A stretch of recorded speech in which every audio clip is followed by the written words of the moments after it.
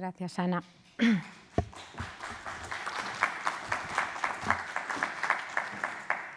Gracias, Ana. A veces esos currículas son fruto de la edad. Quiero iniciar esta charla sobre todo dándoles las gracias, porque yo creo que nunca antes la palabra gracias tiene tantos significados. Hoy hace un día precioso y, bueno, pues estar aquí es ayudar a compartir belleza y cultura. Gracias por su presencia, a los que me van a acompañar, los que me están acompañando. Gracias también a Leticia Ruiz, que es la que me invitó allá por el mes de diciembre a formar parte y a participar, mejor dicho, en este ciclo sobre los grecos de Illescas. Y gracias al equipo del Museo del Prado, Paloma, Ana, los técnicos, por hacer posible esta presentación.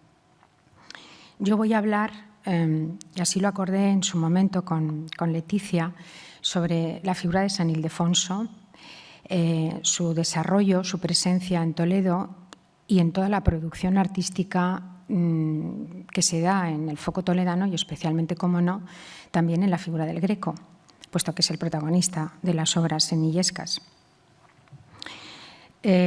Saben, el pasado 23 de enero, es decir, el sábado de la semana pasada, fue San Ildefonso. Es una festividad grande en la ciudad de Toledo, porque es el santo propio de la archidiócesis, es patrón y es muy frecuente, muy habitual, muy familiar encontrar, esto se ha pasado todavía, no, encontrar su imagen por doquier, en portadas de conventos, en iglesias, en templos, en la catedral, por todas partes.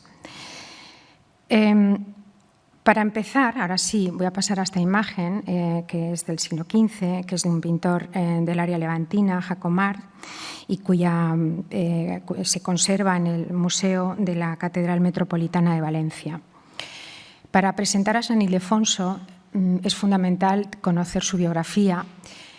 Voy a seguir los textos, los estudios que ha publicado mi compañero en el Consejo Superior de Investigaciones Científicas, Wilfredo Rincón, que es quien, a través de la síntesis que ha hecho de las diversas fuentes históricas, directas o indirectas, hablan de San Ildefonso.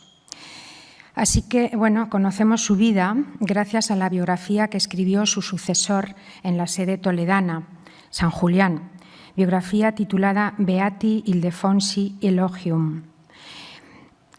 Por esta biografía sabemos que había nacido en los años 606-607, que había nacido en el seno de una familia de las más regias visigodas, y la tradición además le confirma como sobrino del que era obispo de Toledo, San Eugenio. Debido a esta posición privilegiada, recibió una educación exquisita, marcada por una formación teológica, espiritual y literaria de gran alcance, tanto que la firma de San Ildefonso aparece entre los abades que asistieron a los concilios VIII y IX de Toledo. En uno de los capítulos de esa biografía, el Elogium, como he dicho, se dice que, aun siendo muy niño, ingresó en el monasterio de Agali, monasterio agaliense, en los arrabales de Toledo, ante el disgusto o contra la voluntad de sus padres, que no veían que esta fuera una carrera para su primogénito. Se dice también que se deleitaba con la vida de los monjes, en el sentido de que desde niño se inclinó hacia este estado religioso. Con el tiempo, Ildefonso, como no, llegó a ser abad de ese monasterio y, mientras que dirigía la casa, fundaba también convento de religiosas. Pero hete aquí que en el año 657 muere el entonces titular de la sede toledana, Eugenio, y es elegido sucesor para ocupar esa sede en el año 657. Parece ser que la gran humildad de Ildefonso le llevó a rechazar el nombramiento y que fue la intervención directa del entonces rey Recesvinto quien le obliga a aceptar el nombramiento. Al frente de la sede toledana estuvo hasta su muerte en el 667, es decir, 10 años. Durante esos 10 años desarrolló una ingente labor catequética, doctrinal, pedagógica, enriqueciendo la liturgia también con toda una serie de preces, oraciones que venía de las liturgias bizantina y orientales. Es decir, hizo o buscó hacer una síntesis entre la Iglesia oriental y la Iglesia de Roma. Fue sepultado en la iglesia de Santa Leocadia, en las afueras de Toledo entonces, y después sus reliquias llevadas a Zamora. Fíjense, estamos hablando del siglo VII, así que debido a la lejanía en el tiempo en que vivió, por supuesto, no hay ejemplos visuales de cómo era su rostro, es decir, de cómo era la vera efigie de Ildefonso. Pero, en cambio, sí que conservamos unas buenas descripciones que nos permiten recrear el retrato literario de Ildefonso, que luego fue recogida en el Acta de los Mártires, donde se aprobó oficialmente su vida y sus milagros. Esta dice lo siguiente: fue Ildefonso de elevada estatura, de muy respetable rostro y aspecto digno de veneración, modesto, hermoso y verdaderamente regio, de color rosado mezclado admirablemente con el blanco. Siempre fue alegre, indulgente y cortés, sosegado y con todos amable. Por si esto fuera poco, también contamos con otra descripción, que es la que se hace cuando se abre el arca de sus reliquias y se describen los huesos. Este suceso tuvo lugar en 1602 en presencia de los entonces monarcas Felipe III y Margarita de Austria. Al verlo, el tamaño de los huesos se dice que debió ser de gran estatura y de cuerpo bien formado y proporcionado.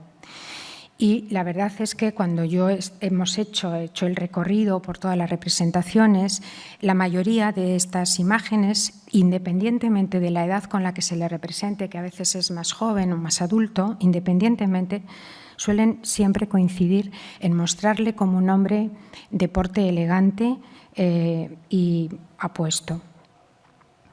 En cuanto a sus atributos iconográficos, la mayoría de ellos, de estos atributos, van a hacer alusión a su cargo, a su condición como arzobispo de Toledo.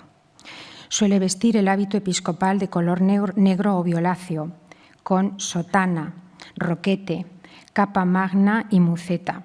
Y con esta vestimenta es como aparece tanto en Illescas, tanto es así como le concibe el Greco, pero también en la composición, en la concepción que hace Murillo y que se encuentra en este museo.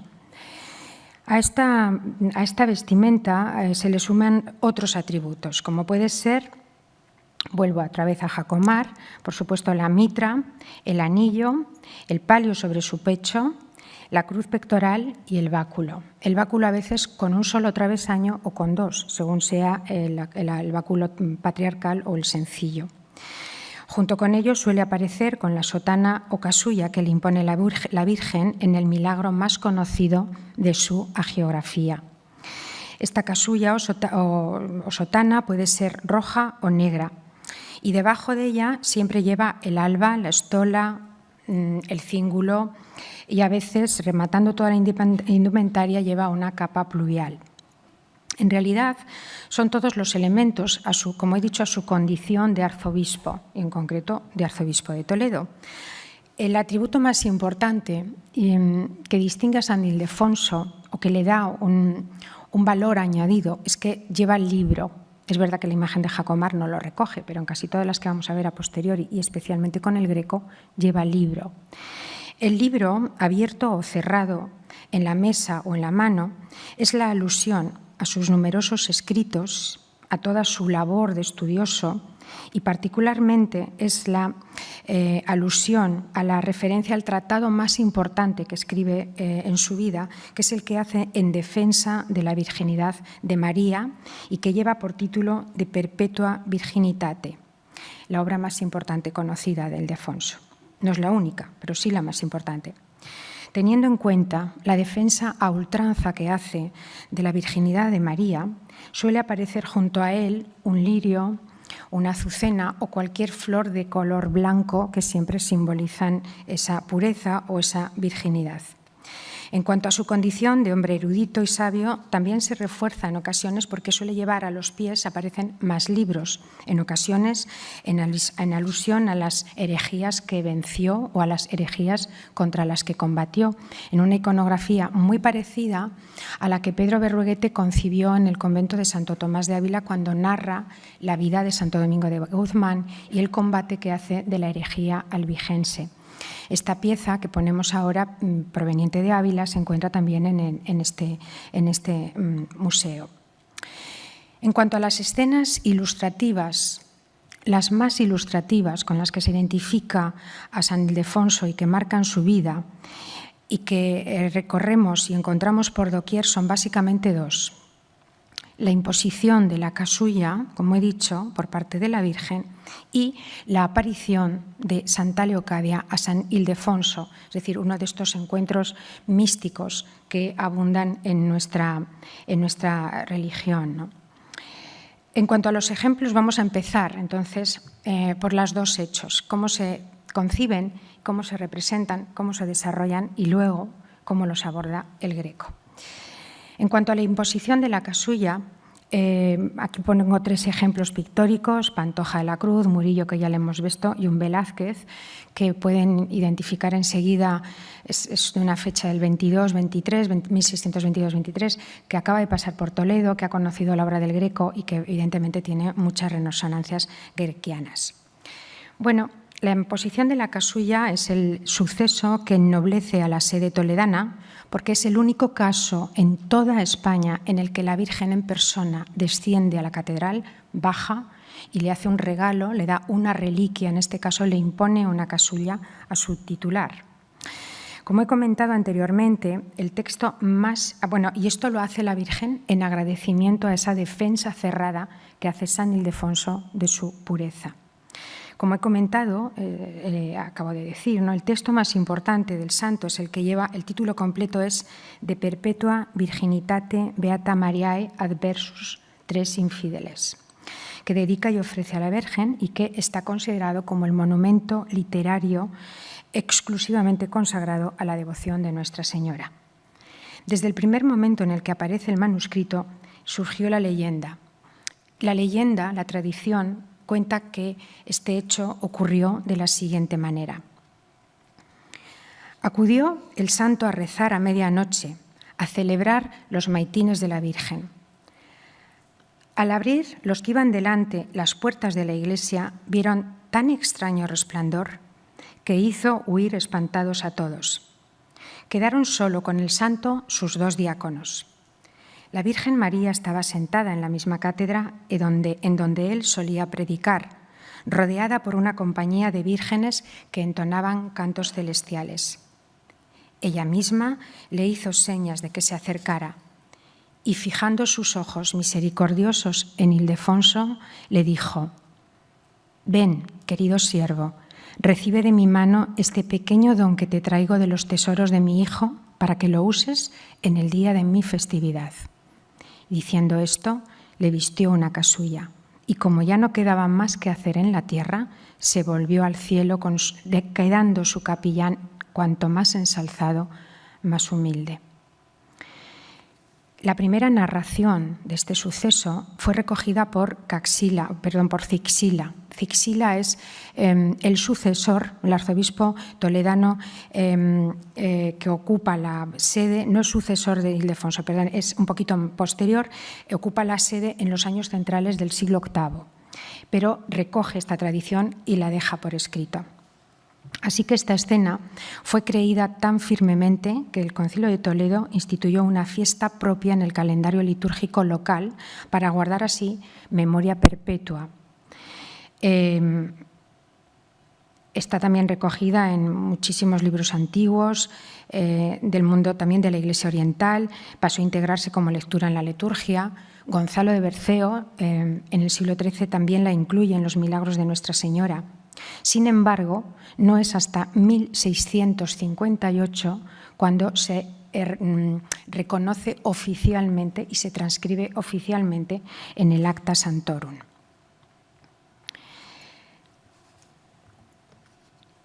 La capilla, aquí estamos viendo la capilla de la Descensión, que está a los pies de la nave central de la Catedral de Toledo, y la reliquia que marca la piedra exacta donde se posaron los pies de la Virgen.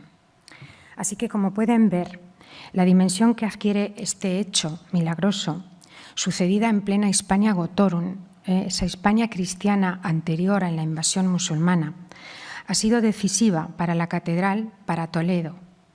Incluso con la dominación musulmana, los árabes, al convertir la basílica cristiana en mezquita, respetaron escrupulosamente este lugar, no lo arrasaron, no lo taparon, lo dejaron a la vista, dejando bien marcada la descensión y la piedra allí situada, porque entendieron que se trataba efectivamente de un espacio sagrado relacionado con la Virgen, a quien, no olvidemos, también venera el Corán.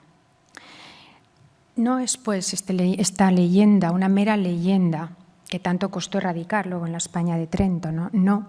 No era una mera leyenda, estaba contrastada, fue un hecho histórico. Como hecho fiable, entonces fue reproducido y así pasó a la tradición de los fieles con base firme y enseguida dio lugar a numerosísimas imágenes, ya que es, sin duda, el suceso más importante de toda la iconografía del santo, siendo una de las primeras manifestaciones, por ejemplo, es la del manuscrito que se conserva en la Biblioteca Nacional de Madrid. En Toledo, la tradición e importancia religiosa de la aparición de la Virgen María en su basílica, el altar, todo el relieve del altar de la Capilla de la Descensión está labrado por Felipe Bigarni y su hijo Gregorio Pardo, es decir, es una obra magistral y realmente de una delicadeza preciosa, ¿no? En el sentido más literal.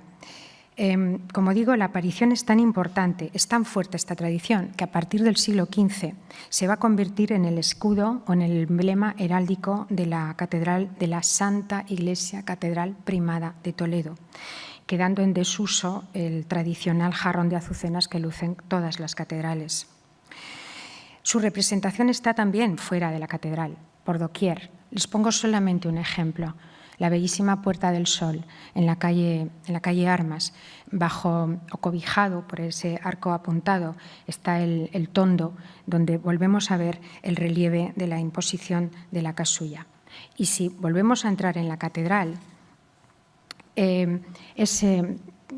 sería innumerable la cantidad de capillas, retablos, pinturas, relieves, dibujos en los que se reproduce. Por un repaso, por ejemplo, no puedo enumerarlas todas, pero aquí tenemos en la Puerta del Perdón, finales del XIV, comienzos del XV, la imposición de la casulla. En la propia catedral, en los museos, la obra de Carlos Araceni, pintado en 1613, o en la maravillosa bóveda de la sacristía que pinta Lucas Jordán en 1692. Vuelve a aparecer este milagro. 1692. En este caso, el Cabildo lo que quiere es ya conmemorar de una forma oficial que el milagro ha sido reconocido y que va a ser difundido a través de este acta de los mártires. Es obvio, por tanto, que la devoción a San Ildefonso va íntimamente vinculada a la virginidad de María y a la idea de la descensión de María, ¿no? De todos estos ejemplos, yo siento debilidad por el que Juan de Borgoña incluye en la sala capitular de Toledo. Ya sé que ahora estamos perimetrados y que no se puede ir, pero en el año 19 se inició la restauración, la recuperación cromática y la restauración en general tanto de la arquitectura de la sala capitular como del artesonado como de las pinturas murales de Juan de Borgoña. Se midió el grado de la luz, del dorado, para que no se comiera las pinturas y ha quedado algo que merece la pena ir y que casi les invoco a que lo hagan en cuanto esta situación nos lo permita. Bien, en los lados mayores de esta sala capitular, que fue encargada por Cisneros en 1509 a Juan de Borgoña, en los lados mayores se narran las escenas de la vida de la Virgen y en los dos lados menores, en el frontal, 3 escenas de la Pasión y en el contrapuesto una escena del juicio final. Entre esas escenas de la Virgen, aquí, al lado, cuando se inicia la serie de la Pasión, es donde encontramos la imposición de la casulla a San Ildefonso. Bajo un baldaquino dorado, lleno de luz, resplandeciente, la Virgen impone a su fiel notario y capellán la casulla, que la recibe arrodillado en actitud de humildad. Juan de Borgoña despliega casi todos los elementos con una fidelidad absoluta a las fuentes o por lo menos a la fuente que le he citado, ¿no? Así vemos el coro de ángeles entonando los cantos, las santas que le acompañan en el cortejo, entre ellas distinguimos a Santa Catalina o la propia Santa Leocadia, que le ayuda a colocarse bien la casulla. Detrás de la magnífica tapia, esos árboles, ese vergel, sugieren precisamente el paraíso y contrasta con la filigrana del baldaquino, cuya arquitectura, a mí al menos, que la he visto tantas veces, me recuerda muchísimo al núcleo esencial, al núcleo central de la custodia de Toledo, que ya en esos años se estaba labrando, que había encargado Cisneros y que luego terminará Enrique de Arfe. La imposición de la casulla es, por tanto, como pueden ver, con mucho y con gran ventaja, el suceso, el milagro que marca la iconografía de nuestro Ildefonso. Pero no es el único. A mucha distancia, en cuanto a intensidad e importancia se refiere, los artistas también difundieron el otro hecho, ¿no? El encuentro entre Ildefonso y Santa Leocadia, episodio que es conocido como la aparición de Santa Leocadia a San Ildefonso. Estos dos son dos ejemplos que se encuentran en Madrid, este en el Hospital del Niño Jesús y este aquí en el Prado, ¿vale? A grandes rasgos, la historia ensalza la figura de Santa Leocadia, una niña apenas que sufrió martirio durante las persecuciones más duras bajo cuando Toledo estaba bajo el Imperio Romano, en tiempos de Diocleciano y Maximiano, concretamente en el siglo IV después de Cristo. Fue sepultada en secreto en una pequeña ermita que con el tiempo se convirtió en esa basílica donde se celebraron muchos de los concilios de la España visigoda y tan importantes para la liturgia en Toledo visigodo. En uno de esos concilios, ante la presencia del rey Recesvinto y todo su séquito, ante la presencia de San Ildefonso y el resto del clero, se produce una oración. Ildefonso, parece ser, San Ildefonso se para ante una lápida donde la tradición decía que estaba enterrada la santa. Hace una oración y de repente la lápida se abrió sin que interviniera mano humana, saliendo de ella una hermosísima doncella que ante la presencia de todos dio las gracias al santo prelado en nombre de la Virgen María por la defensa a ultranza de su virginidad. La narración continúa y dice: y viendo Ildefonso que la santa comenzábase a meter poco a poco para su sepulcro, viendo el velo que le cubría su rostro, porque no se desapareciese sin dejar alguna reliquia en memoria del milagro, pedía a grandes voces que le diesen aprisa algún cuchillo o tijeras con que cortar parte de aquel velo que tenía en su mano. Mas, como era tanto el ruido de la gente, no había quien entendiese a su ruego, ni aún se daba lugar a oír lo que se pedía. Entonces, el rey Recesvinto, levantándose de su trono y silla real, ofreció al santo un pequeño cuchillo que consigo traía en la vaina. De este modo, el santo rasga un trozo del velo como reliquia y confirmación de la veracidad de la sepultura. Este milagro acaeció el 9 de diciembre del año 666 y tanto el velo como el cuchillo se custodian hoy en el relicario de la Catedral de Toledo, que conocemos como el Ochavo. Y al día de hoy, no sé si ustedes son muy de santoral, pero el 9 de diciembre sigue siendo el día de Santa Leocadia. Las escenas que conmemoran el milagro también abundan. Como digo, por ejemplo, aquí en Madrid y en este museo, estas dos, o este precioso relieve de Roberto Michel, que formaba parte del conjunto de medallones destinados a adornar las sobrepuertas de la galería principal del Palacio Real, que fue aprobado e iniciado este programa por Fernando VI en 1748. Por Fernando VI. Si volvemos a Toledo, los ejemplos del encuentro entre Santa Leocadia y San Ildefonso, volvemos a encontrarlos en ese maravilloso altar labrado por Felipe Bigarni, haciendo pareja con la imposición de la casulla.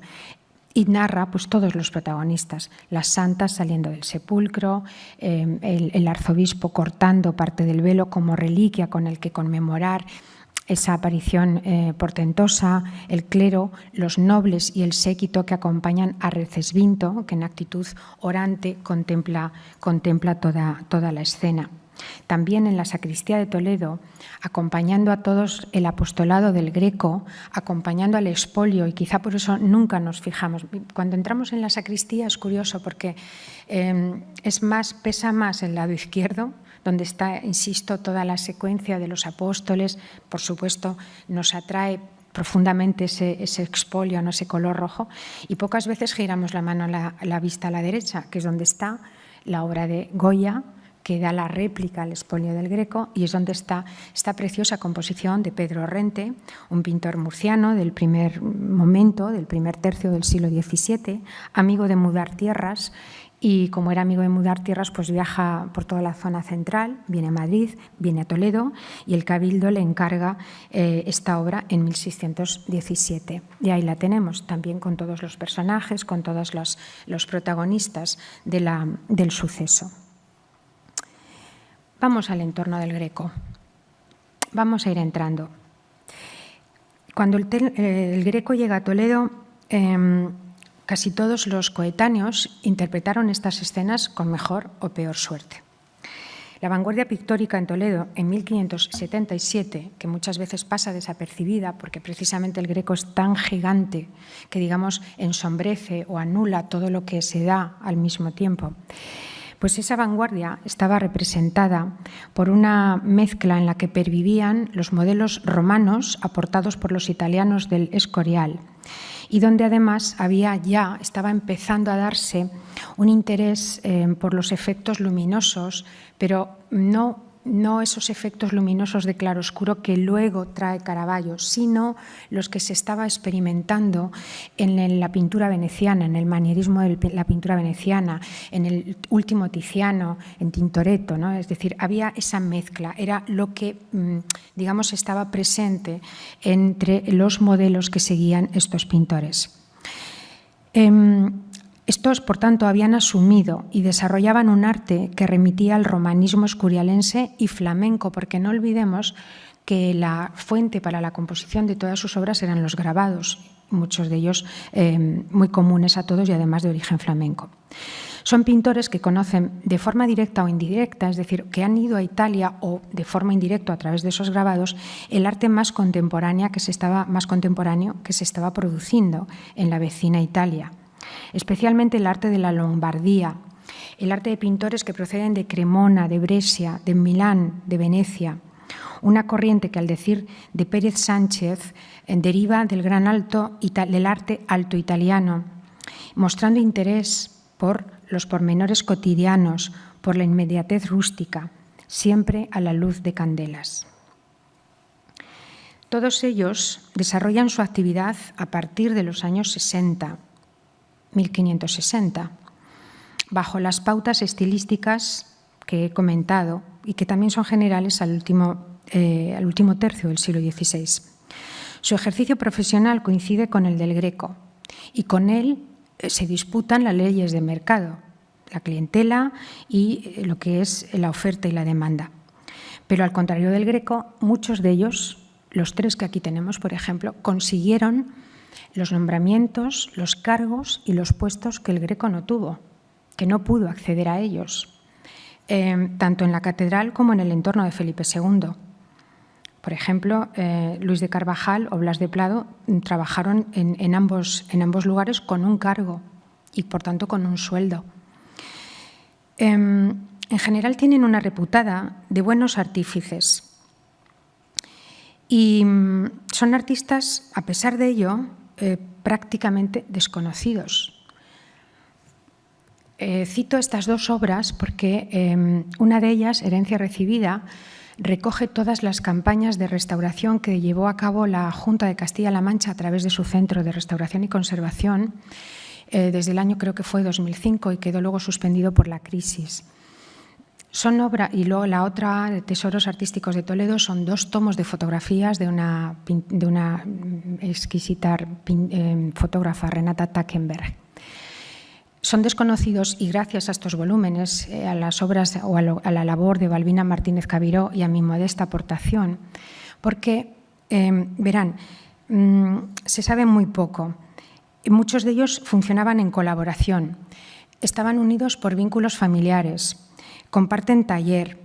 Es frecuente encontrarles juntos en la documentación, haciendo tasaciones de sus obras, bien juntos o bien con un tercero. Y además, para mayor complicación, sobre todo la mayor complicación, es que casi toda su obra conservada se encuentra en lugares de muy difícil acceso, en clausuras, en capillas mal iluminadas, incluso en la catedral a veces me ha costado poder llegar a ellas, ¿no? Por lo tanto, el conocimiento y el estudio sigue siendo todavía hoy una deuda pendiente para los historiadores y los jóvenes investigadores. Bueno, pues un ejemplo de este desconocimiento es lo ocurrido con esta composición, la imposición de la casulla a San Ildefonso, de Luis de Carvajal. Fue comprada por la Junta de Comunidades de Castilla-La Mancha en el 2006 y hoy se encuentra en el Museo de Santa Cruz. Las primeras en atribuir esta obra a Luis de Carvajal fueron las historiadoras Isabel Mateo y Amelia Lopediarte, basándose en afinidades estilísticas en obras reconocidas, ¿no? La imposición de la casulla fue vendida por Sotheby's, comprada por la Junta. Se desconoce su procedencia, ni si perteneció a un solo cliente o formaba parte de alguno de los ciclos o de los retablos dispersos tan común en la historia de nuestro patrimonio.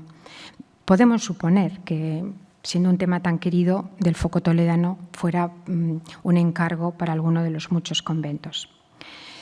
La composición está marcada por un pilar granítico que es el que da la geometría y la entrada a la escena. Y esto es una característica de Luis de Carvajal. Aquí la tenemos en este maravilloso San Nicolás de Tolentino, donde además está firmado. Esta obra está en el Museo del Greco.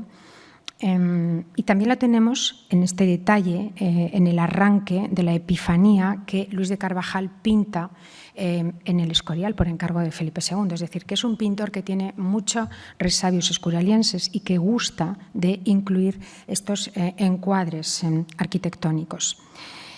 En la composición, la Virgen está sentada. Fíjense que todo el cromatismo se concentra en la figura de la Virgen. El resto está resuelto con unos colores pastel más esfumato.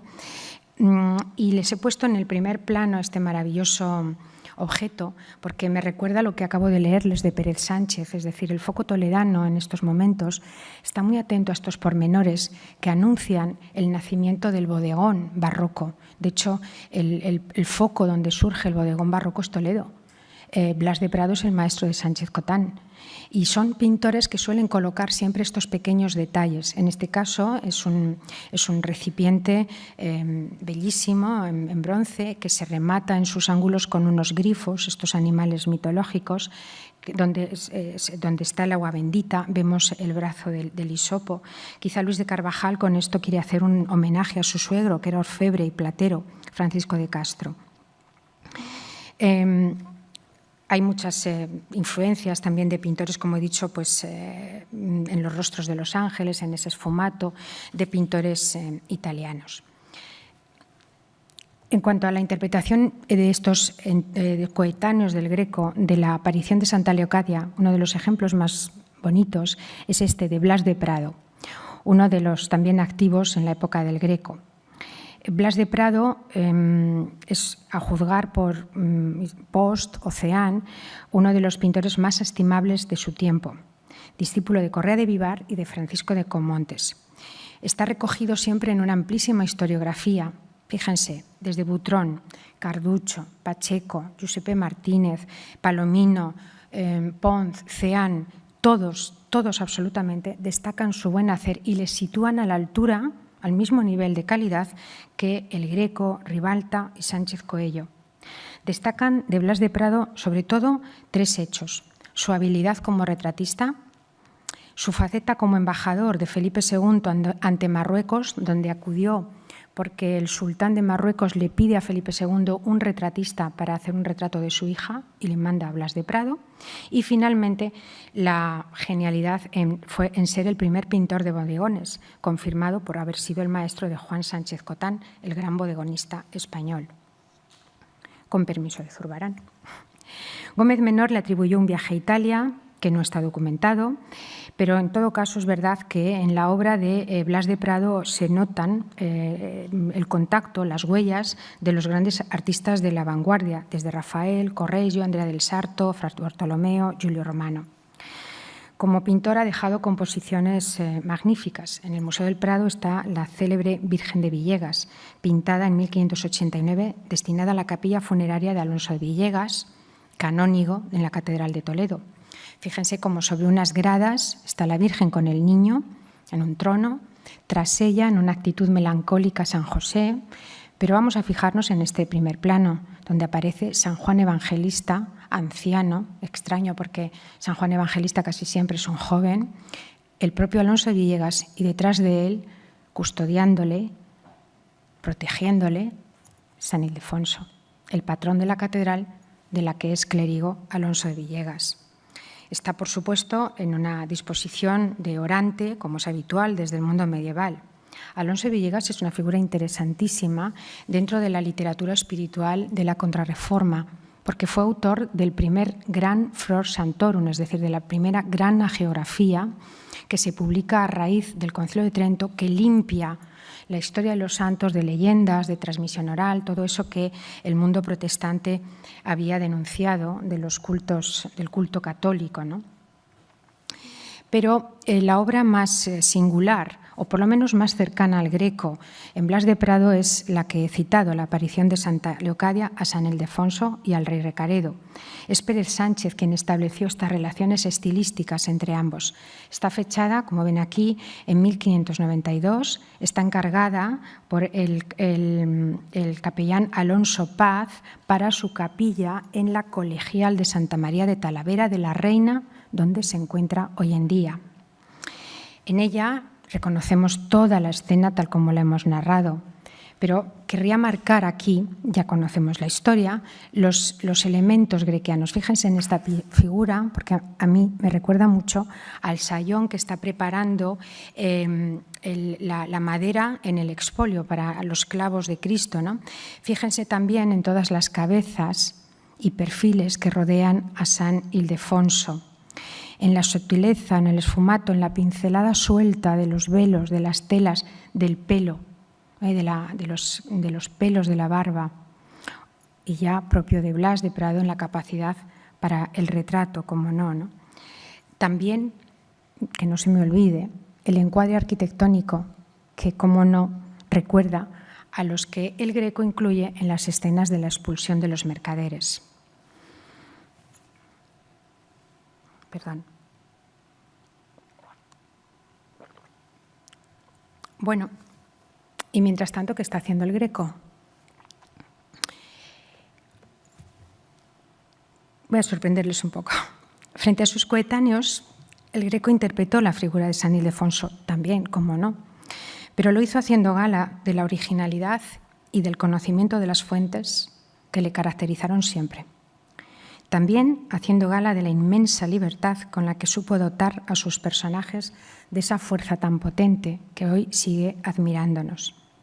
En su producción, como no podía ser de otra manera, San Ildefonso está presente, pero muy pocas veces, creo que solo una, lo vamos a ver a la manera convencional como lo hemos ido viendo o rastreando entre sus predecesores y entre sus contemporáneos. Un ejemplo. Vamos a entretenernos con el paisaje conocido como Vista de Toledo, que se encuentra en el Metropolitan de New York.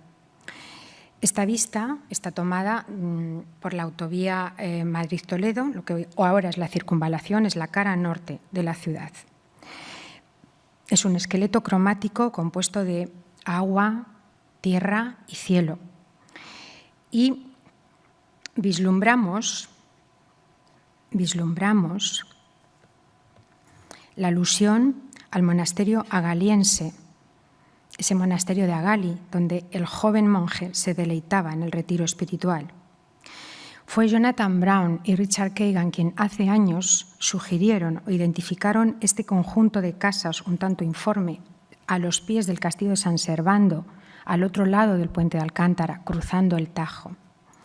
Fueron, como digo, quienes lo identificaron como el primitivo y nunca hallado monasterio agaliense dedicado a San Ildefonso, donde, siguiendo al gran cronista Salazar de Mendoza, se retiró el santo a algún lugar situado, lo que sí sabemos es que estaba situado al norte de la ciudad, cerca del Tajo, en una zona despoblada caracterizada por quebraduras, riscos y malezas. Así que aquí ya tenemos esa sombra, ¿no? La representación, y ahora lo que les propongo es un recorrido hasta llegar a Illescas. Un recorrido por las maneras, las interpretaciones que el Greco hace del santo patrón, de la ciudad que le acogió y en la que murió.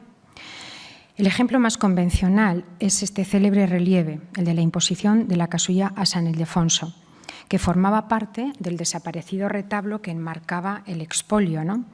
Y que le encargó el que entonces era arzobispo de Toledo, García de Loaysa, entre 1585 y 1587. El relieve, como saben ustedes, todo el marco arquitectónico se perdió, pero el relieve se conserva y tiene el excepcional valor de que se trata de una de las escasísimas esculturas que hace o que tenemos del cretense. Esta es de madera policromada con la técnica de los estofados, que como ustedes saben llamamos estofado a la pintura de las telas, y unas carnaciones rosadas para las carnes. Además se encuentra afortunadamente en un buen estado de conservación. Tiene una composición circular, presidida, como no, por la Virgen y su capellán y notario, rodeados por los 4 ángeles, 2 de cuerpo entero. Uno de ellos ayuda a la colocación de la casulla, el otro sostiene la mitra, mientras que los 2 del último plano actúan como oficiantes y solo vemos el busto. Ildefonso aparece realizando un escorzo muy valiente, en actitud orante y absolutamente humilde, recibiendo esa túnica y lleva, en este caso, lleva dalmática. La Virgen, por su parte, se la entrega con inmensa dulzura y ven cómo se apoya sobre este tono de cabecitas. Otra escena relacionada con la casulla con la imposición de la casulla es la que vemos en la vista y plano de Toledo, conservado en el Museo del Greco, realizada, como saben, entre 1608 y 1614. Esta magnífica veduta, el Greco, o esta magnífica vista de Toledo, el Greco introdujo en ella 3 visiones de Toledo. 3. La Toledo o la ciudad moderna, la ciudad mitológica y la ciudad celestial. La referencia a la ciudad moderna es la inclusión del joven que sostiene un magnífico y detallado plano, el más antiguo de la ciudad que se conoce. La alusión a la ciudad mitológica está basada en la representación de esa figura dorada que se apoya sobre un cántaro del que fluye agua, que se acompaña de un cuerno de la abundancia, de la que salen frutas, espigas, todo tipo de riquezas, en alusión al Tajo, que es el que proporciona esas riquezas que alimentan y aporta a la ciudad.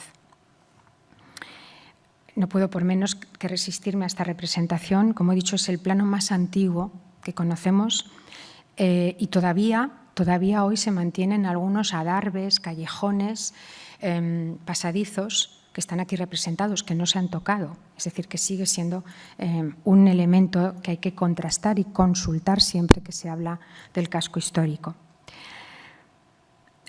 Pero a mí, y dada la charla que estamos teniendo, en la que me interesa es especialmente la parte superior, donde aparece esa Toledo celestial o ese guiño a la Toledo celestial, ya que es donde la Virgen desciende hacia la ciudad para imponer esa casulla a su fiel capellán, haciendo ese guiño al milagro que es el privilegio de la sede episcopal.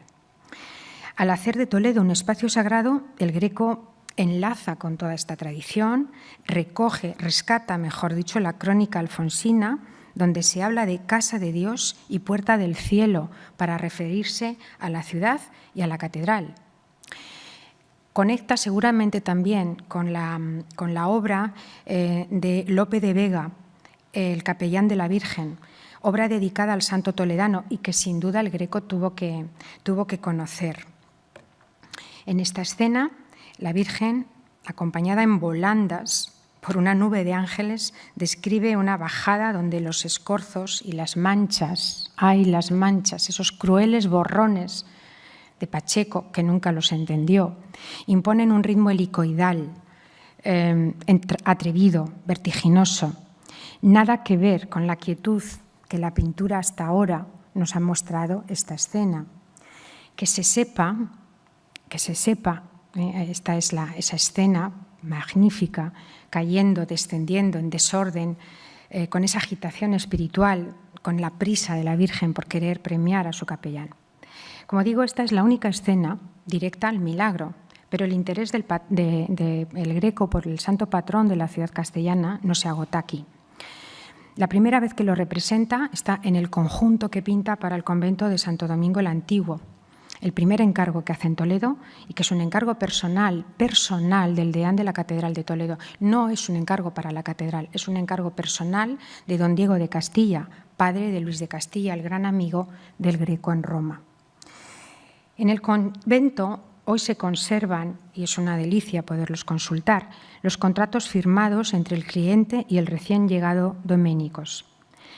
Se trata del primer conjunto monumental que pinta el Greco en España y, en realidad, el primer conjunto monumental que pinta en toda su trayectoria, porque en Italia no hay nada que hace como esto, no hay nada parecido. Es como si de repente hubiera un eslabón que hemos perdido, ¿no? Como en Italia pinta pequeño tamaño y de repente es capaz de afrontar este encargo. Un encargo desmesurado. De hecho, él no tenía taller para poderlo ejecutar y tuvo que renunciar a parte de ese compromiso, ¿no?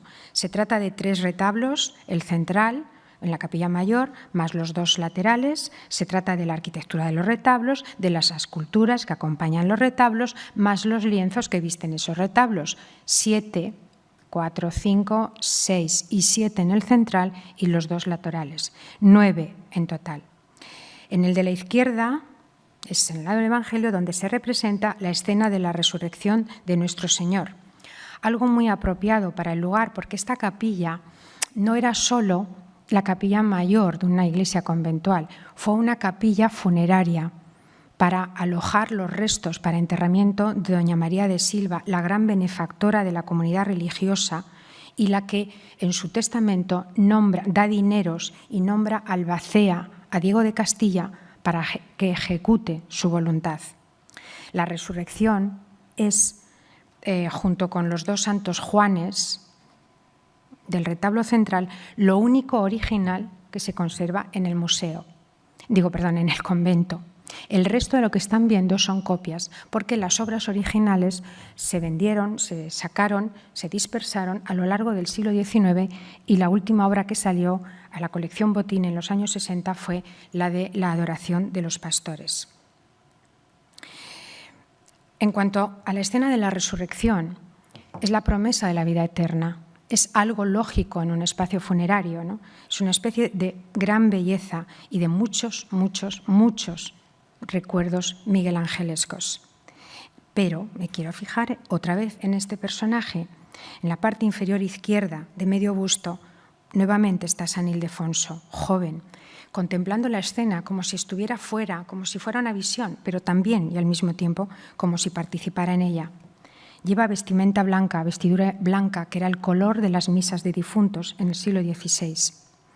Además, la escena, tal como la concibe el Greco, tiene enorme resonancia con la idea de Jesús sale del sepulcro sin rasgarlo, igual que sale del útero materno sin romperlo, como dijo Molanus, uno de los grandes intérpretes del Concilio de Trento. Por tanto, vuelve a ser, la figura de San Ildefonso vuelve a ser reforzar esa idea de la virginidad de María. Una interpretación distinta, que también marca esta trayectoria que les estoy presentando, es la que realiza para la Capilla Ovalle de Toledo. La Capilla Ovalle está en la iglesia de San Vicente, que hoy es un sitio de copas, un círculo de arte, está desacralizada.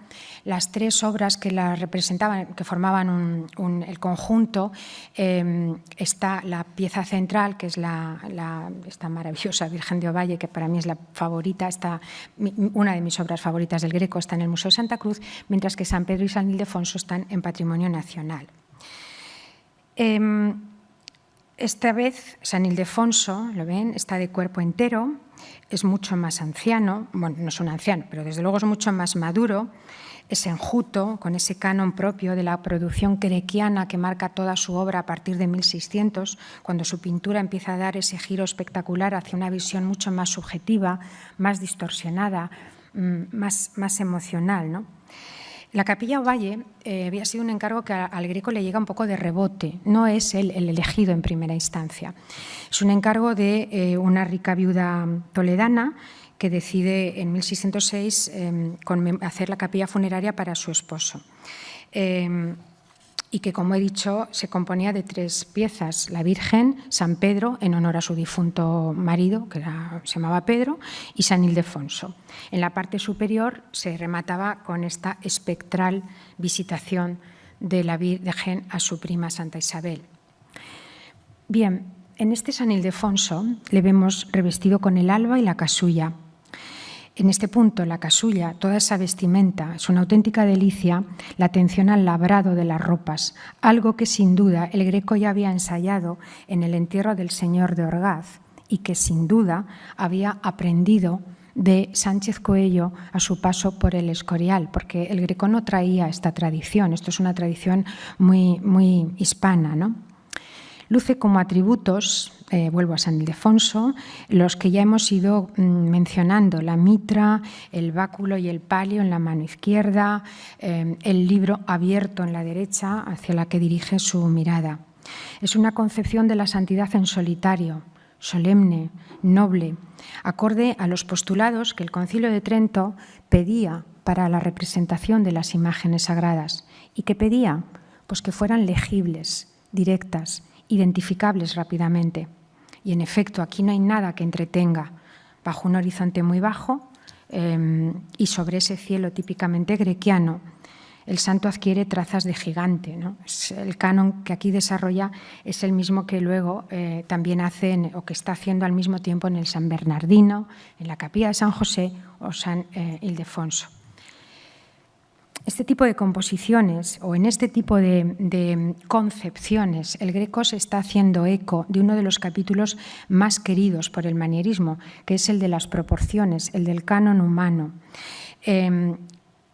La recomendación era: dad a vuestras formas humanas cabezas pequeñas y largos miembros, y así tendrán la elegancia requerida. Esta es una cita que saco de uno de los textos más manejados y más utilizados del manierismo, firmado por Raffaello Borghini, titulado El reposo y editado en 1584. Las dos imágenes laterales, como he dicho, se conservan en Patrimonio Nacional, concretamente en el Escorial, pero el Museo de Santa Cruz tiene en depósito dos réplicas, dos versiones del momento, procedentes de la parroquia de San Nicolás de Bari. Bueno, y así llegamos a Illescas, que a lo mejor ya tienen ganas. El Hospital de la Misericordia y Beneficencia de Illescas, conocido más vulgarmente como Hospital de la Caridad, cuyo ciclo, que ahora se expone en este museo, fue presentado por mi colega Leticia Ruiz la semana pasada. Es para esta institución para la que crea la figura más original de todas las que se han visto del santo. En estos momentos la web del Prado lo describe a la perfección. Dice: Es el primero de los lienzos realizados por el Greco para el santuario de Nuestra Señora de la Caridad y en el que representa a San Ildefonso hacia 1600.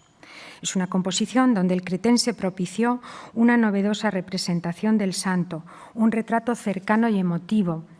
Aparece sentado delante de su escritorio, trabajando en la elaboración de un texto bajo la inspiración de la imagen de la Virgen de la Caridad.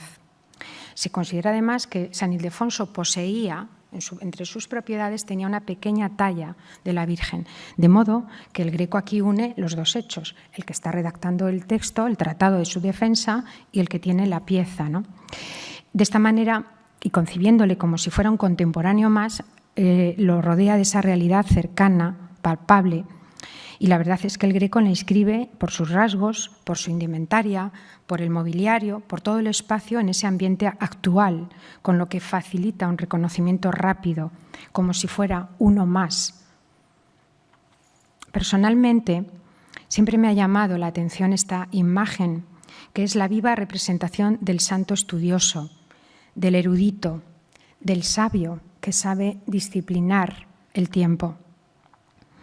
Y me llama la atención en estos momentos porque es una concepción de la santidad que ya estaba en desuso cuando el Greco la desarrolla, que respondía a la época del humanismo, a los años finales del siglo XVI, a los años finales del siglo XV o los años finales del siglo XV o comienzos del XVI, que me estoy liando. Y cuando era muy frecuente encontrar a San Jerónimo en su estudio, sumido a veces en la melancolía que le da ser conocedor del final del mundo, y así es como le representa Antonello de Messina o la pieza de Durero, ¿no? Su faceta de traductor de la Biblia y autor de la Vulgata hace que nos lo encontremos en ese despacho, en su mesa, en su escritorio, rodeado de todos los instrumentos propios de su trabajo intelectual y además inspirando la demanda de los nobles, de los caballeros, de los príncipes, que desde los años finales del siglo XV encargaban este tipo de obras para decorar sus estudiolos, sus despachos, que diríamos hoy, ¿no?, que proliferaron por toda Europa. Los instrumentos del oficio del sabio, la pluma, el tintero, el secante, con el palio, los libros, están también incluidos en el Greco. Pero fíjense lo que ocurre. ¿Por qué desaparece esta imagen del sabio erudito?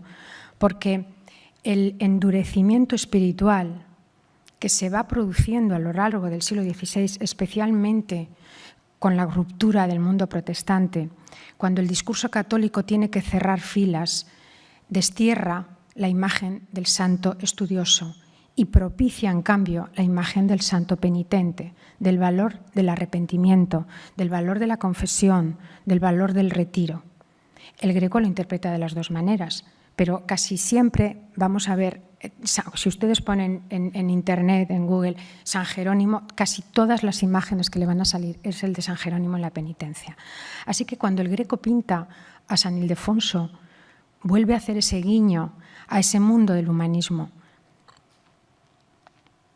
En esta escena está sentado ante la mesa bufete, estas mesas que se vestían con los terciopelos, que se cerraban con estos bordados labrados con hilos de oro.